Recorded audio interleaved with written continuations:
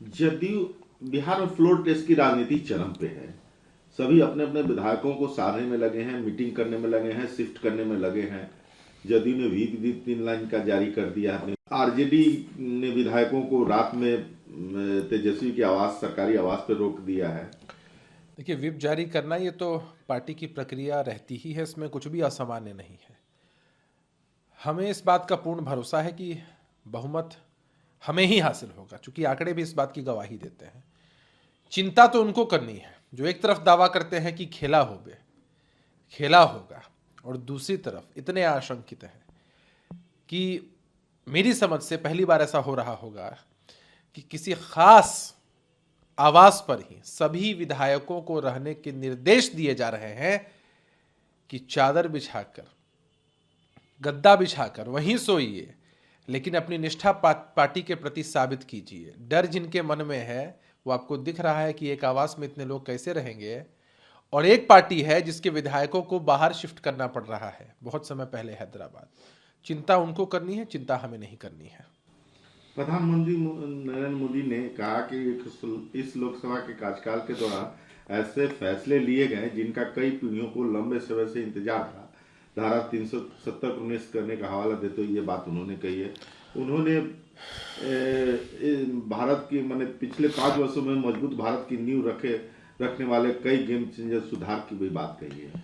बहुत सारे ऐसे मसले हैं, बहुत सारे ऐसे पॉइंट्स हैं जो कि ऐतिहासिक रहे हैं, और देश की जनता ने इस बात को पसंद भी किया है और अपने वोटों से भी इस बात को साबित किया है। जो भी बातें प्रधानमंत्री जी कह रहे हैं, देश की जनता तक वो सब कुछ पहुंच रहा है, और हमें पूर्ण विश्वास है कि एनडीए को एक बड़े बहुमत के साथ देश की जनता फिर से चुनेगी।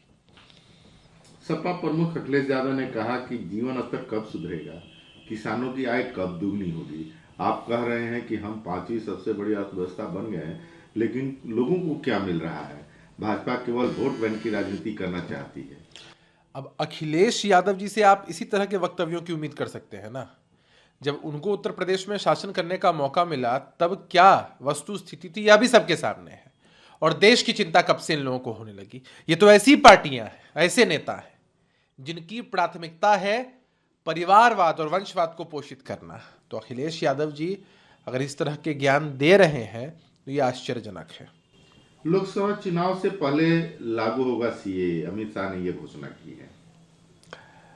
देखिए, देश के गृह मंत्री हैं अमित शाह जी, और किसी भी ऐसे मसले पर, राष्ट्रीय स्तर के मसले पर हमारी पार्टी की जो राय होती है वो पार्टी के संसदीय दल के नेता सदन के पटल पर हमेशा रखते आए हैं, आगे भी रखेंगे। कहीं भी बहुसंख्यक समुदाय ने अपनी आस्था के लिए इतनी देर तक कानूनी लड़ाई नहीं लड़ी है। राम मंदिर पर अमित शाह ने ये बात कही है। देखिए, लड़ाई तो लंबी रही, और ये हर्ष की बात है कि न्यायालय का फैसला आता है और मंदिर उस स्थान पर बनता है शांतिपूर्ण तरीके से। देखिए, हम हर जाति धर्म के लोगों का सम्मान करते हैं, हम इस विचारधारा के खिलाफ रहते हैं जो किसी खास धर्म को टारगेट करे।